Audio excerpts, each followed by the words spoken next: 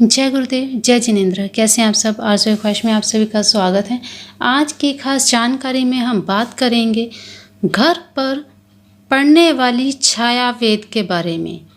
वृक्ष हो, पर्वत हो, कुछ ऐसी चीज़ें हैं जिनकी छाया अगर आपके घर पर पड़ती है वास्तुशास्त्र के हिसाब से तो अशुभ माना जाता है। तो चलिए आज इसी के बारे में आपको कुछ जानकारी देने जा रही हूँ। वीडियो के एंड तक बने रहिएगा। चलिए वीडियो शुरू करते हैं।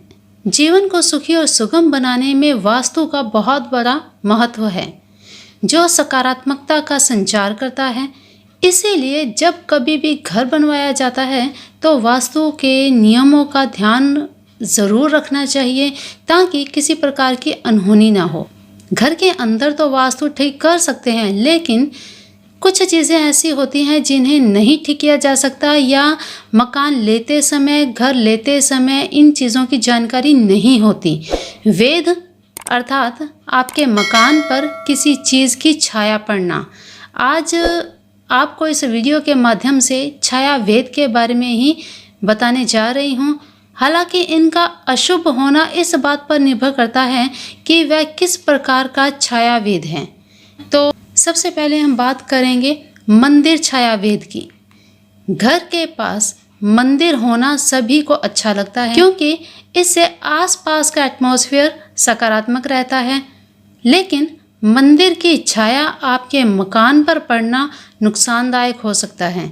अगर सुबह के 10 बजे से लेकर दोपहर के 3 बजे तक किसी भी मंदिर की छाया मकान पर पड़ती है तो ये छाया वेद बनता है। इसके कारण विवाह, संतान प्राप्ति में देरी, कारोबार में नुकसान, परिवार में कलह क्लेश आदि रहता है। तो ऐसा नहीं होना चाहिए। इस चीज़ का आपको अवश्य ध्यान रखना चाहिए। फिर इसके बाद आता है ध्वज छाया वेद। झंडा, मंदिर के ऊपर जो ध्वज लगा होता है उसका। किसी मंदिर के पास 100 फीट के अंतर्गत बने हुए मकान ध्वज छाया वेद के अंदर आते हैं। हालांकि अगर मंदिर की ऊंचाई कम है और उसके ध्वज की छाया मकान के ऊपर नहीं पड़ती तो ये छाया वेद मान्य नहीं होता। इसका कोई भी प्रभाव नहीं रहता।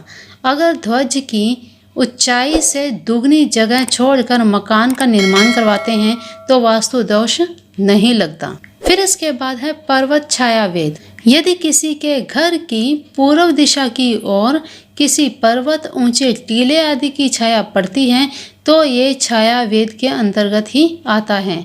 यह परिवार के सदस्यों की सफलता में बाधक बनता है और साथ ही मान प्रतिष्ठा की हानि होने का भी डर रहता है।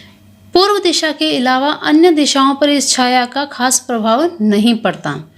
और फिर इसके बाद है वृक्षों की छाया, जो कि अमूमन ही सुना गया है। घरों के आसपास काफ़ी वृक्ष होते हैं जिनकी छाया घरों पर पड़ती है। अगर आपके घर पर सुबह के 10 बजे से दोपहर 3 बजे तक किसी पेड़ की छाया घर पर पड़ती है तो ये बहुत अशुभ माना जाता है। लेकिन इसमें दिशा का ज्ञान होना बहुत ज़रूरी है कि वृक्ष किस दिशा में लगा हुआ है। अगर घर के आग्नेय दिशा में वट, पीपल, सेमल, पाकड़ और गुल्लर का वृक्ष है तो जीवन में असफलता का सामना करना पड़ सकता है। इसके कारण प्राणों तक के संकट भी आ सकते हैं। तो इन चीज़ों का ध्यान रखना चाहिए। इनके उपाय क्या हैं ये भी आपको आगे बताए जाएंगे। फिर इसके बाद भवन छाया वेद। अगर आपके मकान पर किसी बड़े मकान, ऊंची बिल्डिंग आदि की छाया पड़ती है तो यह छाया वेद हो सकता है। लेकिन यह छाया कितनी अशुभ है यह इस बात पर निर्भर करता है कि छाया कहाँ पर पड़ती है। अगर आपके मकान के आसपास बोरिंग या कुएं आदि पर छाया पड़ रही है तो यह छाया वेद के अंदर आती है। इसके कारण आपको आर्थिक तंगी का सामना करना पड़ सकता है।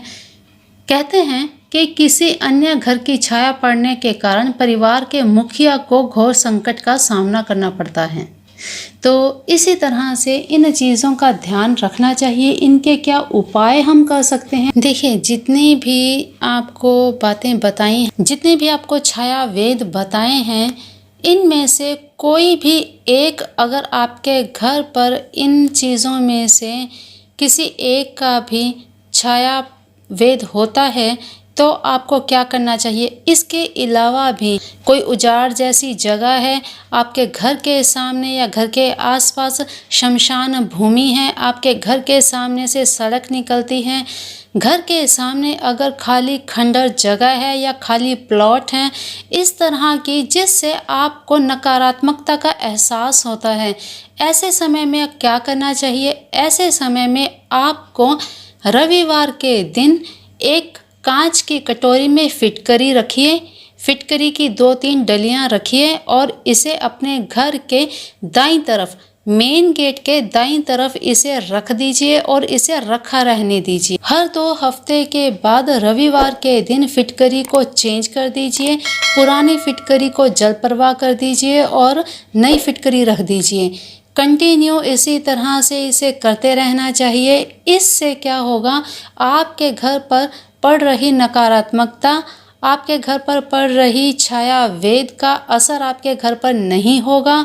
तो ये कार्य आपको अवश्य करना चाहिए। इसके साथ साथ कुछ और भी ऐसी चीज़ें आपको करते रहना चाहिए जिससे आपके घर के अंदर नकारात्मकता का वास कभी भी नहीं हो। जिस तरह पूर्णिमा के दिन आम के पत्तों का तोरण अवश्य लगाना चाहिए। पूर्णिमा के दिन ही ये कार्य करना चाहिए, जिससे आपके घर के आसपास इसी तरह की कोई नकारात्मकता है, आपके घर की खिड़की सामने सड़क की तरफ से खुल रही है तो आप फिटकरी कांच की कटोरी में डालकर खिड़की के सामने रख दीजिए, ताकि बाहर से आ रही नकारात्मकता वहीं पे थम जाएगी, रुक जाएगी, आपके घर में प्रवेश नहीं करेगी। इन चीज़ों का ध्यान रखते हुए कभी भी नकारात्मकता को घर में प्रवेश ना करने दें और समय समय पर घर में धूनी, हवन, छोटा सा हवन अवश्य कुछ ही दिनों में किया करें। ज़्यादा ना कर सके तो हर शुक्ल पक्ष की अष्टमी की संध्या के समय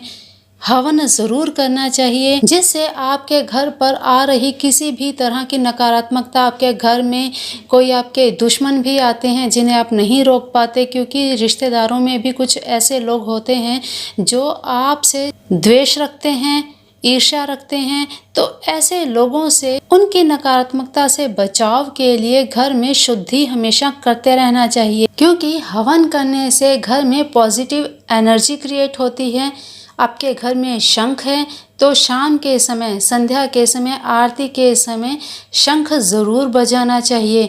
घंटी है, घंटी का इस्तेमाल अवश्य करना चाहिए। घंटी की जो आवाज़ होती है, घंटी की आवाज़ से सारे घर की नकारात्मकता समाप्त होती है, आपके घर का वास्तु सही होता है। कुछ छोटी छोटी चीज़ें हैं जिनको हमेशा करते रहना चाहिए। पहले भी बहुत सी वीडियोज़ में आपको बताया गया है। नींबू मिर्ची हर शनिवार को अगर आप घर में नींबू मिर्ची लगाते हैं, बहुत ही लाभदायक है। ये आपके घर की सारी नकारात्मकता को समाप्त कर देता है। आपके घर में जितनी भी नेगेटिविटी है सबको ये नींबू और मिर्ची अपने में समाहित कर लेता है। शनिवार के दिन, मंगलवार के दिन अगर आप इनको यूज़ करते हैं, पूरे घर के ऊपर एंटी क्लॉकवाइज में उतार करके अपने गेट पर लगा दीजिए और फिर अगले हफ्ते शनिवार को अगर करते हैं तो शनिवार के दिन ही अगले शनिवार को इनको चेंज कर दीजिए, इन्हें उतार कर जल प्रवाह कर दीजिए और नई नींबू मिर्ची यहाँ पर लगा दीजिए। 1 नींबू और 7 लाल मिर्च। तो ऐसी छोटी छोटी चीज़ें आपको हमेशा घर में करते रहना चाहिए। इनका कोई भी नुकसान नहीं है। ये एक सात्विक उपाय हैं जो भी आपको बताए जा रहे हैं। फिटकरी हुई, नींबू मिर्ची हुई, छोटे हवन हुए या घर में धूनी करना हुआ, इन चीज़ों से आपके घर में सकारात्मकता का एहसास रहता है, आपके घर का वातावरण अच्छा रहता है, शुद्ध रहता है। तो ज़रूर इनको करते रहा कीजिए। तो चलिए अभी देते हैं वाणी को विराम। मिलते हैं फिर एक नई वीडियो में नई जानकारी के साथ। तब तक के लिए अपना ध्यान रखिए, मस्त रहिए, स्वस्थ रहिए और अपने अपनों का भी ध्यान रखिए। जय गुरुदेव, जय जिनेंद्र।